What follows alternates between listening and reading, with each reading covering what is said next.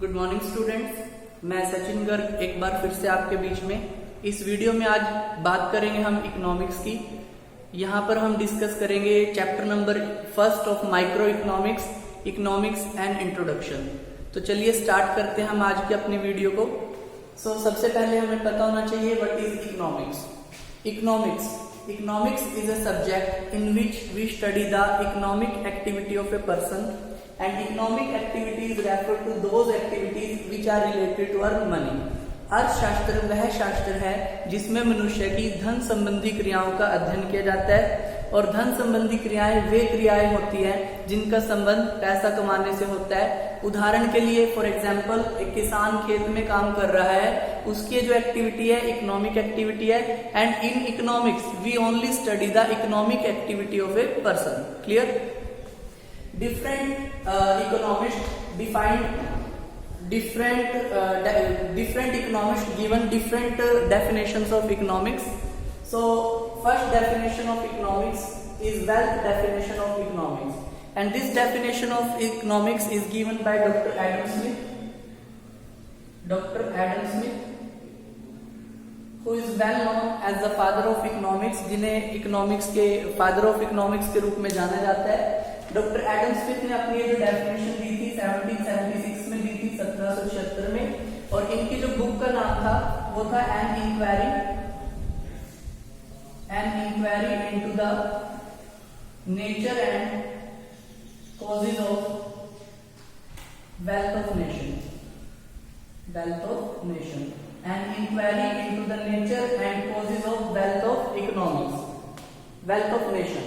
तो doctor Adam Smith ने अपनी इस परिभाषा में बताया है, इस डेफिनेशन में बताया है कि economics is that subject in which we study what is money, how can we increase the supply of money, and the saving and investment of money is depend on which factor. इस परिभाषा में Adam Smith के द्वारा बताया गया है कि धन क्या है, धन की मात्रा को कैसे बढ़ाया जा सकता है, और धन की बचत और निवेश इन तत्वों पर निर्भर करती है।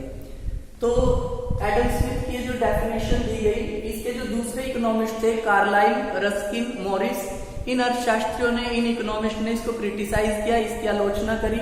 क्या कहकर इसकी आलोचना करी?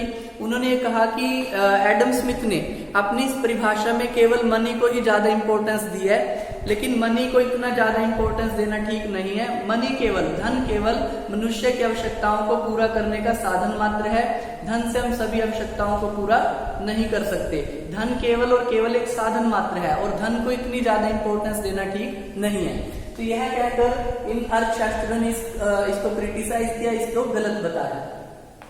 जो सेकंड डेफिनेशन है इकोनॉमिक्स की, that is material welfare definition of economics, भौतिक कल्याण संबंधी परिभाषा। अर्थशास्त्र की ये जो परिभाषा है डॉक्टर मार्शल के द्वारा दी गई है।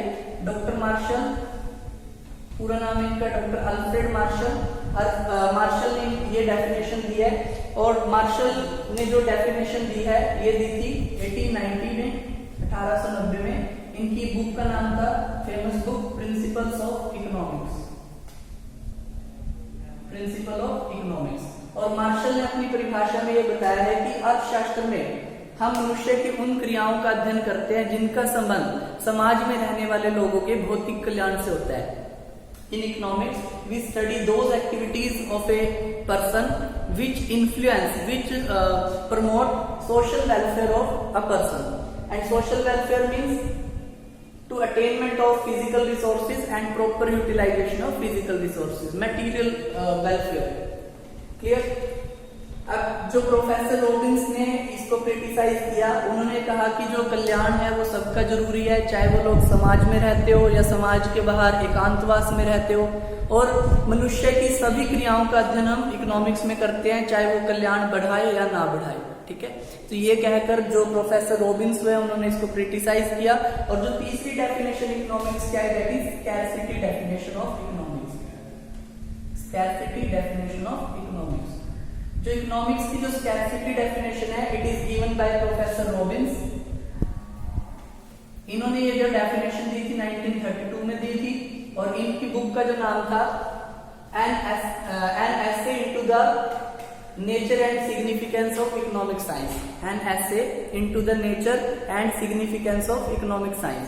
और रॉबिन्स ने कहा था कि प्रत्येक व्यक्ति की जो आवश्यकताएं हैं, हमारी जो ह्यूमन नीड्स है वो क्या है, अनलिमिटेड है, और उनको पूरा करने वाले जो रिसोर्सेज है हमारे लिमिटेड होते हैं। तो इकोनॉमिक्स में हम उन्हीं एक्टिविटी को स्टडी करते हैं जिनका संबंध लिमिटेड रिसोर्सेज को यूज करते हुए अनलिमिटेड वांट्स को सेटिस्फाई करना है।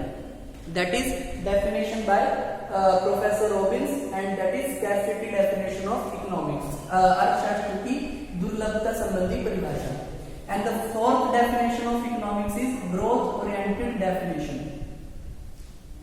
ग्रोथ ओरिएंटेड डेफिनेशन, जो इकोनॉमिक्स की जो ग्रोथ ओरिएंटेड डेफिनेशन थी ये दी गई थी प्रोफेसर सैमुअलसन, पीटरसन और फर्गुसन के द्वारा। नोबेल पुरस्कार विजेता ये अर्थशास्त्री हुए हैं, इन्होंने ये डेफिनेशन दी थी और इन्होंने ये कहा था कि इकोनॉमिक्स में हम मनुष्य की उन सभी क्रियाओं का अध्ययन करते हैं जिससे देश का आर्थिक विकास हो सके। विकास को बढ़ाने वाली सभी क्रियाओं को हम इकोनॉमिक्स में स्टडी करते हैं। That is growth oriented definition of economics. So अलग अलग जो इकोनॉमिस्ट हुए हैं उन्होंने इकोनॉमिक्स को अलग अलग तरह से डिफाइन किया है। So we can say economics is a subject in which we study the economic activity of a person and economic activity refer to those activities which are related to our money. अर्थशास्त्र में मनुष्य की उन सभी क्रियाओं का अध्ययन करते हैं जिनका संबंध पैसा या धन कमाने से होता है। And there are two parts of economics. There are two parts of economics. First one is microeconomics, and second one is macroeconomics.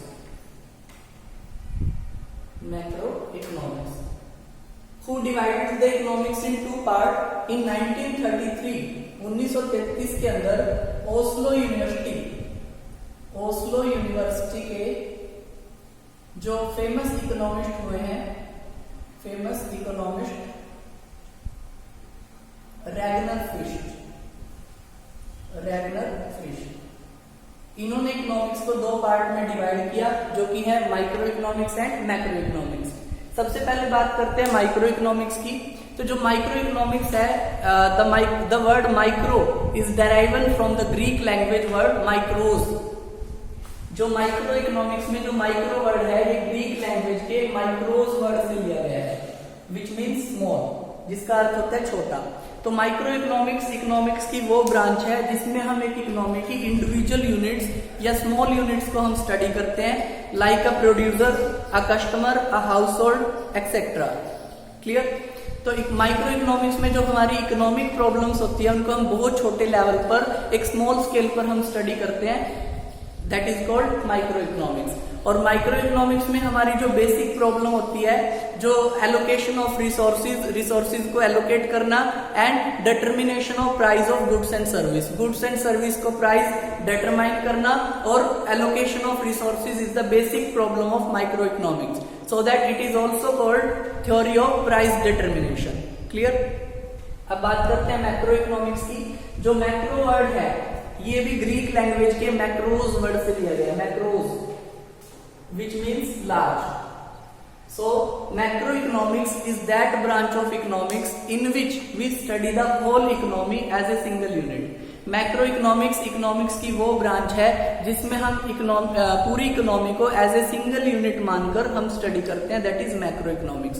और मैक्रोइकोनॉमिक्स में जो हमारी बेसिक प्रॉब्लम होती है determination of income and employment, so it is also called theory of income and employment. अगर बात करते हैं हम गवर्नमेंट की इंटरफेरेंस की, तो जो माइक्रो लेवल पे गवर्नमेंट का इंटरफेरेंस बहुत कम होता है और मैक्रो लेवल पर गवर्नमेंट का इंटरफेरेंस ज्यादा होता है। ठीक है? और जो स्टेटस की बात करते हैं, अगर इकोनॉमी का स्टेटस की बात करें तो माइक्रो लेवल पर economy is a close economy and at macro level economy becomes an open economy. तो आज की इस वीडियो में हमने पढ़ा what do you mean by economics, what are the different definitions of economics and types of economics. First one is micro economics and macro economics. Clear? चलिए कल हम मिलते हैं किसी दूसरी वीडियो के साथ।